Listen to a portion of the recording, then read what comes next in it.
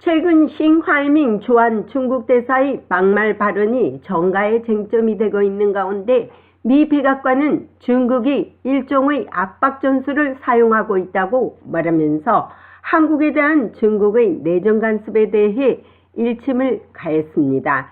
오늘 백악관 브리핑에서 컬비 NSC 전략소통조정관은 싱하이밍 주한 주중대사가 한국이 중국을 패배하는 것에 배등한다면 후회할 것이라는 막말에 대해 이것이 한국을 보복하기 위한 상징적인 표현이라고 보느냐는 본 기자의 질문에 이것은 분명 일종의 압박 전술이 사용된 것으로 보인다며 한국은 주권 국가이자 독립국가로서 영내뿐 아니라 전 세계에서 훌륭한 동맹이자 친구라고 강조하면서 한국은 적절하다고 판단되는 외교정책을 결정할 모든 권리가 있다고 말했습니다. 한편 푸틴이 다음 달 벨라루스의 전술핵 배치를 결정한 데 대해 이것이 국제사회와 북한의 핵 위협이 증가하는 데 영향을 미칠 것으로 보느냐는 질문에는 컬비 조정관은 내가 말할 수 있는 것은 핵 준비 태세나 능력과 관련하여 우리의 입장을 바꾸도록 강요할 어떤 징후도 보지 못했다는 것이며 이 경우 루카셴코의 끊임없는 수사학은 핵 능력에 대해 말하는 무모하고 무책임한 방식과 일치하다고 말했습니다. 칼린 감사합니다. 저한 감사합니다. 한국과 중국 그리고 러시아에 대한 두 가지 질문입니다. 첫 번째 질문입니다. 싱하이밍 주한 중국 대사는 한국이 중국의 패배에 배등하면 후회할 것이라고 말했습니다. 그리고 한국이 미국의 편에 들면 후회할 것이라고 비판하기도 했습니다. 이것을 한국에 대한 보복의 시도로 보시고 있습니까?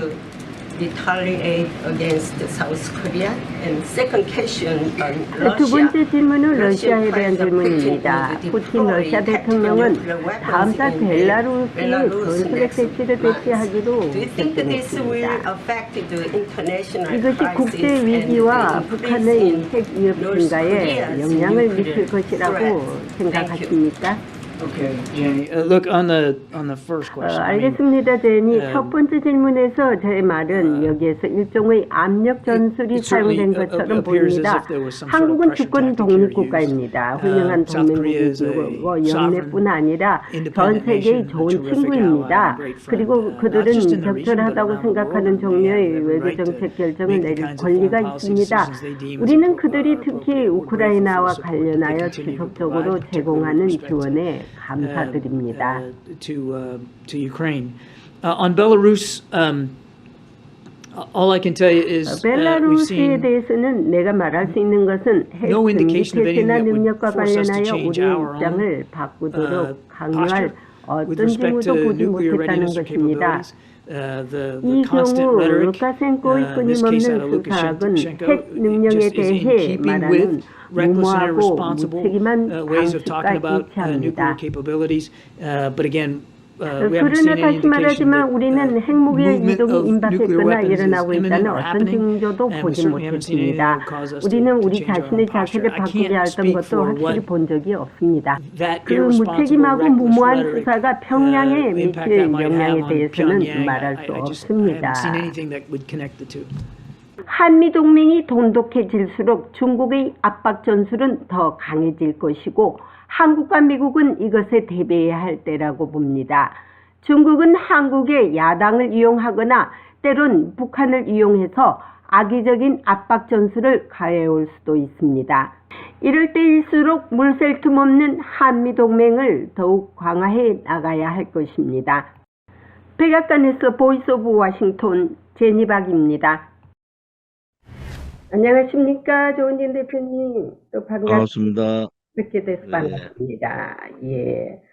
오늘은 또 여러 가지 이슈 중에서 굿뉴스와 배드뉴스를 한번 얘기해 볼 텐데요. 첫 번째 굿뉴스는 한국이 유엔 안보리 비상임국으로 선출되었죠. 그래서 상당히 기쁘고요. 미 국무성도 환영한다고 했습니다. 그래서 이번에 이 비상임국 선출이 상당히 중요한 것은요. 지금까지 북한이 도발과 위협을 막 반복해서 했지만은 유엔 안보리가 한 게 아무것도 없거든요. 왜냐하면 중국과 러시아가 지금 비토를 행사해가지고 채택된 게 하나도 없지 않습니까? 그래서 이제 앞으로 북한에 대한 책임을 묻는데 한미일 3국이 이제 상당히 좋은 기회가 있다고 보고 있습니다. 우선 그 한국이 안보리 비상임국에 이제 11년 만에 다시 이제 재진입한 것은 네, 우리 외교의 쾌거죠.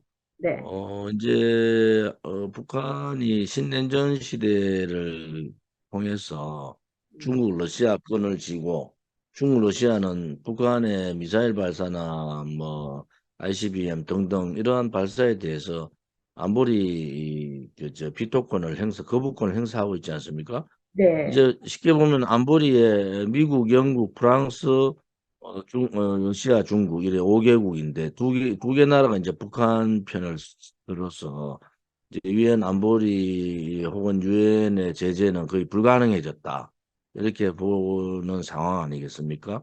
그런 그렇죠. 상황에서 아무튼 한국이 전 대륙의 10개국 그 비상임 국가로 이제 내년 2024년, 2025년 2년간 이렇게 재진입했다는 것은 우리로 봐서는 북핵의 위기가 있고 또 지금 군축 얘기 또 혹은 북한 핵을 보유국으로 인정할 거냐 말 거냐라는 그런 중차대한 입장에서는 북한 핵의 그 위기에 적정하게 대응할 수 있는 안보리 비상임 이사국으로 진입했다는 것은 굉장히 의의가 있다. 저는 그렇게 보고요.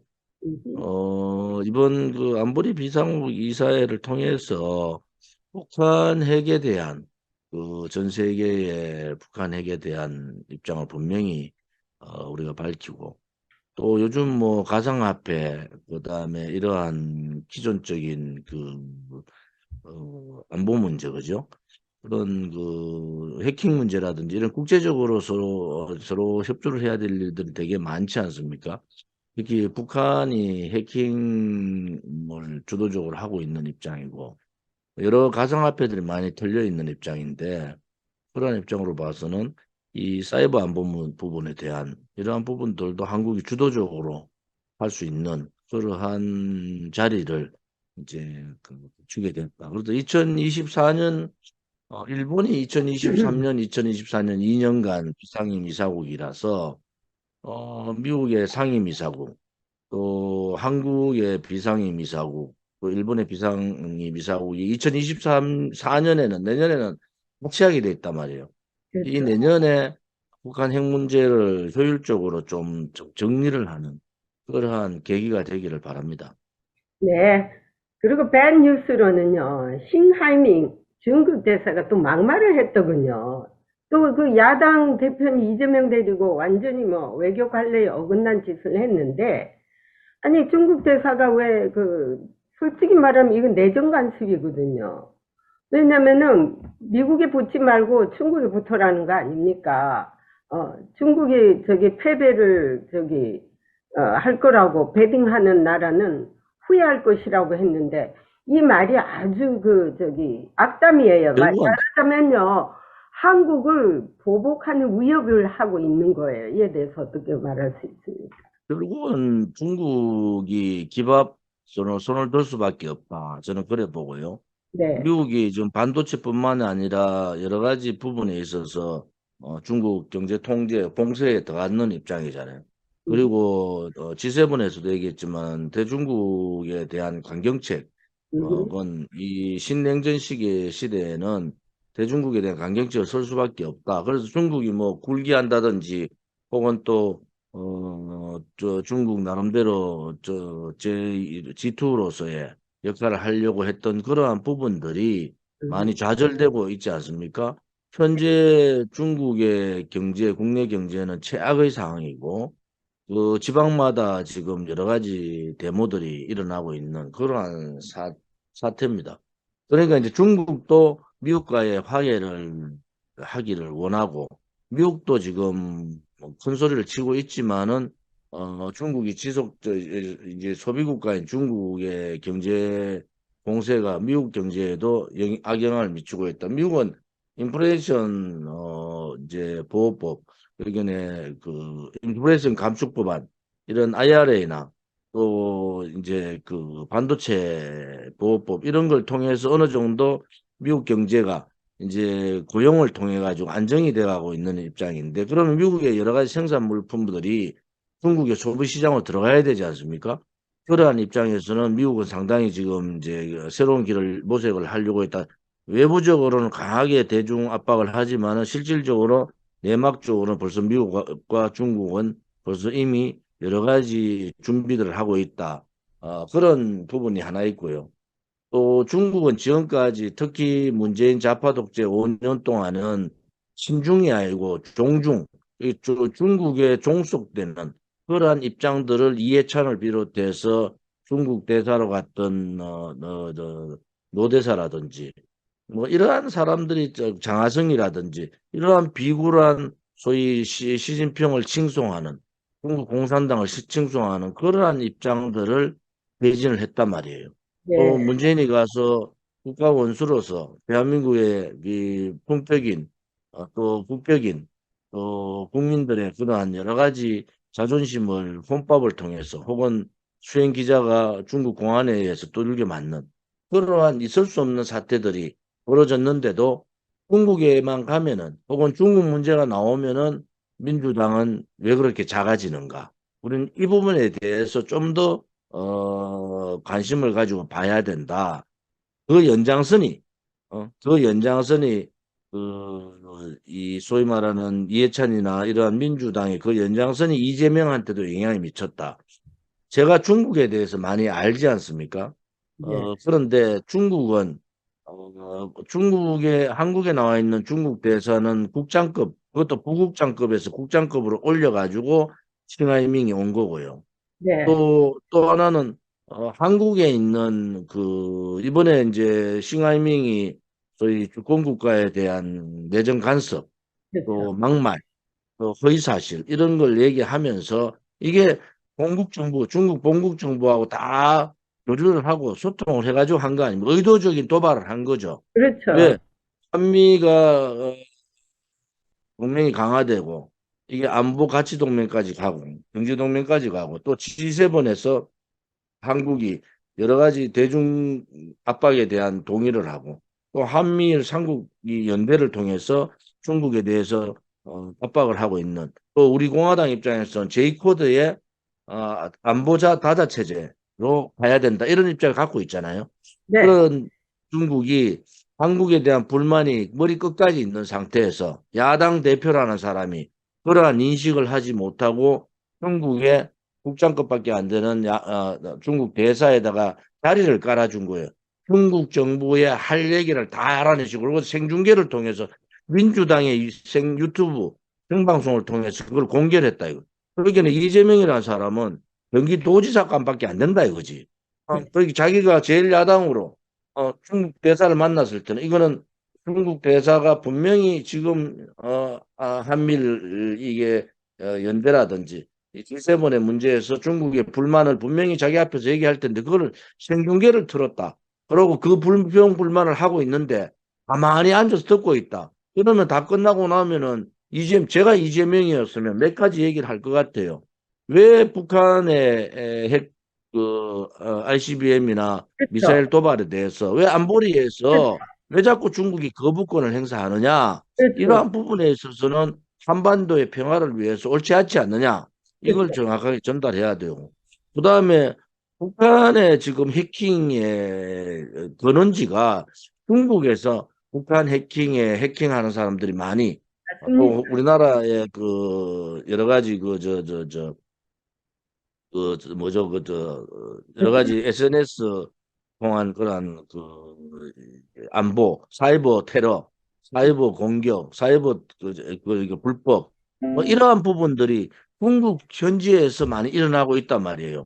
다 네. 아는 사실이잖아요. 그러한 사실에 대해서 얘기를 하고 북한 핵 문제에 대해서도 적절한 대응을 해달라. 북한이 이렇게 핵을 가지고 한국에다가 위협을 하는 것은 맞지 않지 않느냐. 그렇죠. 이런 얘기를 해야 되잖아요. 그런 얘기를 하지 않고 그냥 중국 얘기만 일방적으로 들으면은 그거는 중국의 사대를 하는 이재명 민주당 대표가 싱하이민 국장급밖에 안 되는 중국의 사대를 하는 그런 사태가 벌어지고 정세호 주중 대사가 있지만은 역대 주중 한국 대사는요 중국의 부부장 차관 못 만납니다. 중국 철저하게 그렇게 통제를 하거든요. 근데 제1야당의 대표란 그것도 의석이 제일 많은 제1당의 대표라는 사람이 중국의 입장을 그대로 한국의 자유우방국가하고 다른 중국의 입장을 그대로 15분간 연설하도록 만들었다는 것 자체는 이제는 그것은 결국은 있을 수 없는 일이고 네. 야당 대표의 자격도 없는 거죠, 사실은. 그래서 결국 저는 뭐 이재명 대표가 역시 감이 안 되는구나. 경기도지사 감밖에 안 되는구나. 경기도지사 할 때야 중국 대사하고 만나가지고 뭐 중국에 투자라든지 이런 걸 얘기한다 하지만은 이거는 굉장히 정치적으로 지금 중국이 고립된 상태에서 장을 깔아준 거잖아요. 장을. 그것은 저는 있을 수 없는 국민에 대한 모독행위다. 이렇게 보는 거죠. 그래서 이번 일로 보면은 이재명이는 완전히 중국에 이용을 당했고 국익을 생각하지 못하는 깜이라는 것이 드러났습니다. 그리고 이제 중국은 적절하게 여야를 갈라치게 해놓고 한 지붕 두 가족을 만들어 놨지 않습니까? 이래가지고 화합이 되겠어요? 그러니까 이재명이란 작자는 국익도 생각하지 않고 그저 중국에만 굽실거리고 중국에만 그냥 저기 예스 예스 하는 사람으로 이제 판명이 났으니까 국민들이 이번에 잘 생각하셔서 내년에 선거에도 어떻게 될지 모르겠지만은 국민들이 이런 모든 것들을 반영을 해야 됩니다. 그래서 중국 우리가 그때 그 문재인 정권 때도 그렇고 지금도 마찬가지예요. 한국 내 정치인 중에서 적극적인 반미 활동을 하는 정치인들이 있잖아요. 네, 그런 사람들이 예를 들어서 자식들은 미국에 유학을 다 보내놨다고 맞습니다. 그거에 대한 미국 정부의 적절한 조치를 해달라.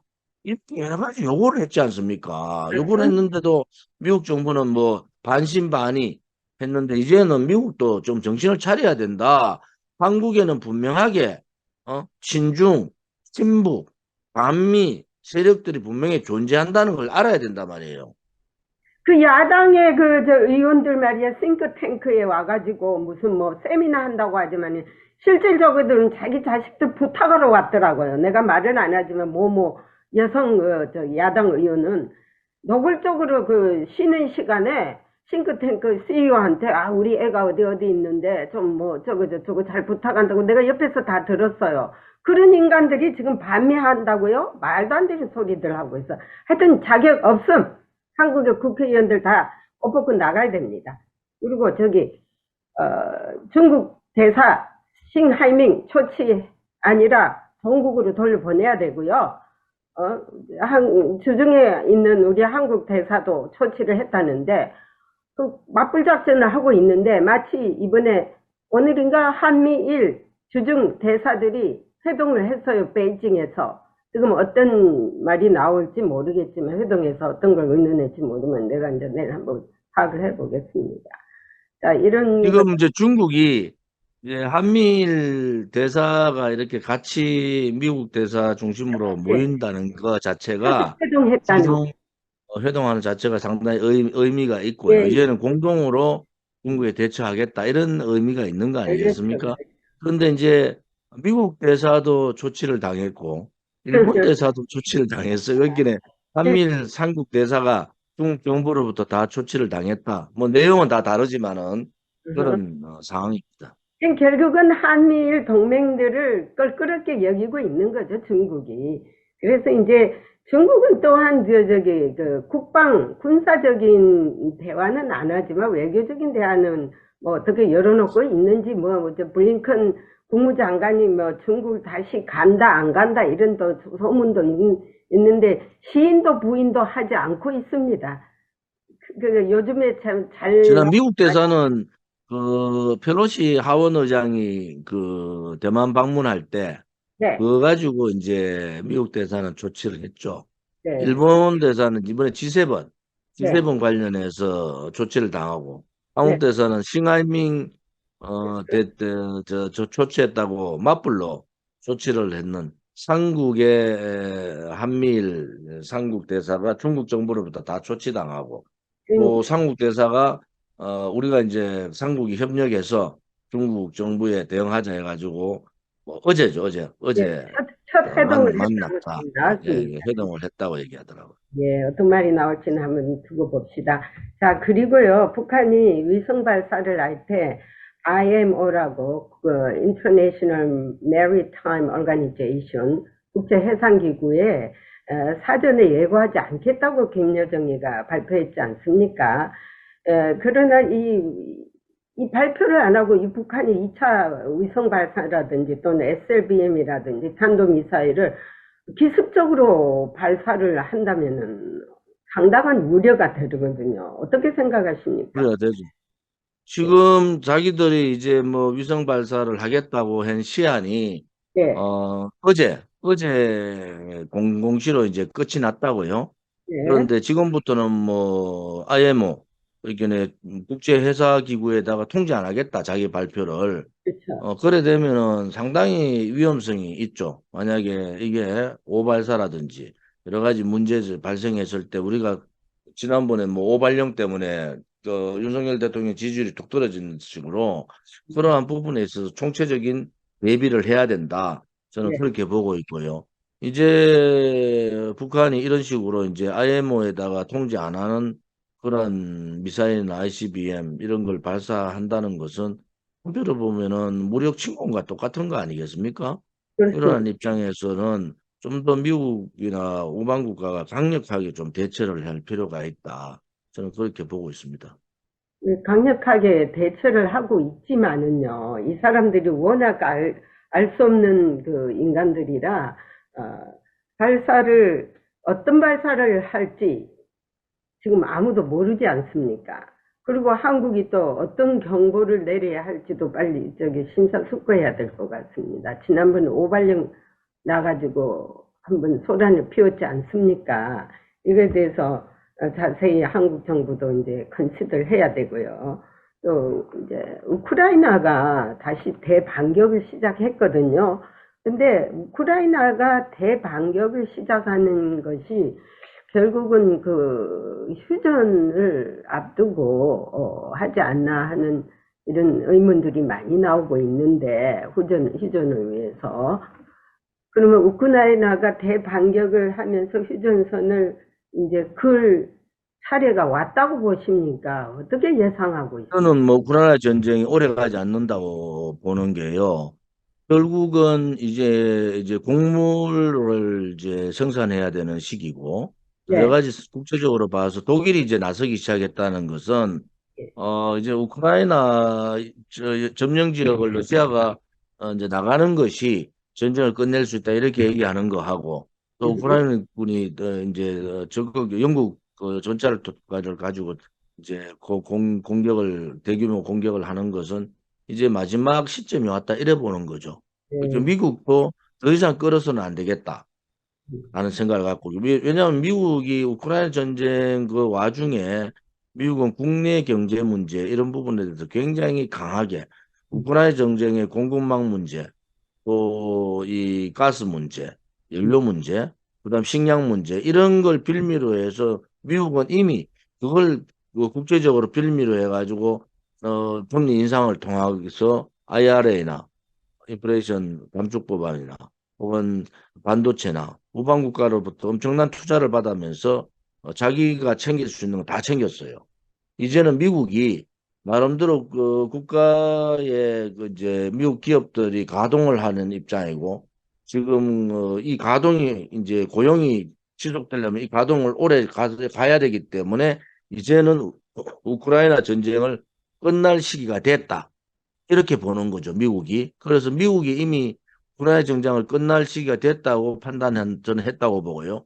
여기에 총대를 독일이 메고 간다. 그러면 독일로 봐서도 가장 큰 피해자이기 때문에 독일이 이제는 점령 지역에서 철수해라.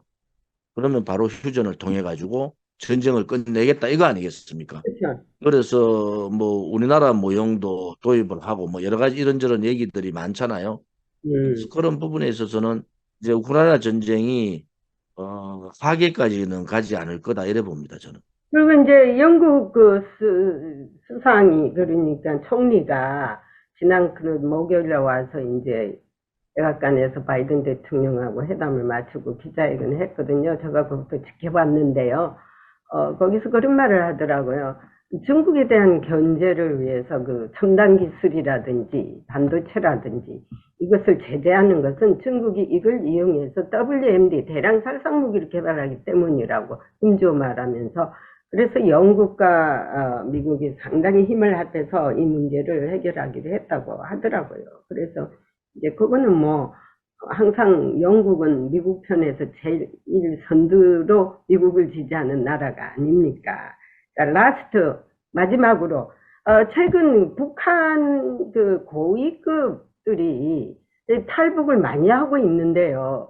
이런 현상이 지금 유럽에서 많이 일어나고 있거든요. 이 원인이 어디에 있다고 보십니까? 최근에 러시아에 있는 저기 탈북 고위층이 또 탈북을 했는데. 외교관. 외교관. 예.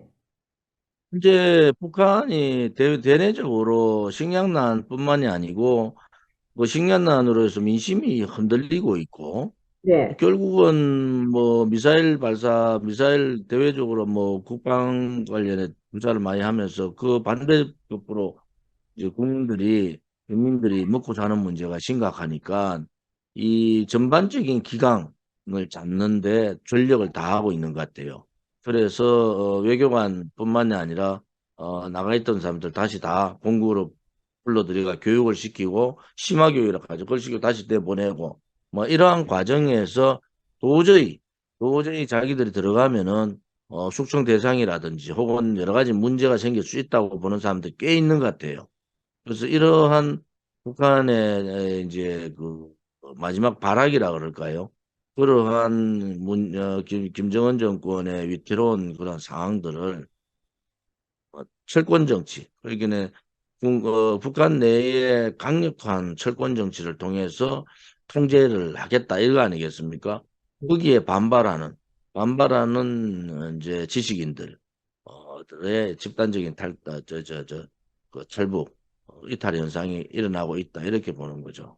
제가 볼 때는요, 한참 미국과 북한의 핵 문제 때문에 양자회담이 열리고 있을 때 북한의 그 고위급들이 많이 워싱턴에도 왔었거든요. 뭐 연락사무소를 연다 안 연다 이런 이야기도 듣고 이랬는데, 이럴 때 내가 북한 고위층하고 제가 인터뷰를 한 게 있습니다.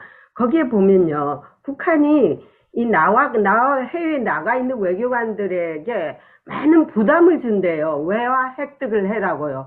그 다음에 그 외화 획득에 어느 선에서 못 미치면은 할당을 줘갖고 못 미치면은 들어와서 숙청을 당한대요. 그러니까 이 사람은 그 임무를 위해서 막 뛰어다니면서 교포와 접촉을 해서 돈을 끌어간다든지 달러를 좀 달라든지 이렇게 구걸을 하는 걸 봤습니다. 그래서 이거에 대한 부담 때문에 들어가지 못하고 탈북하지 않나 이런 것도 있다고 봅니다.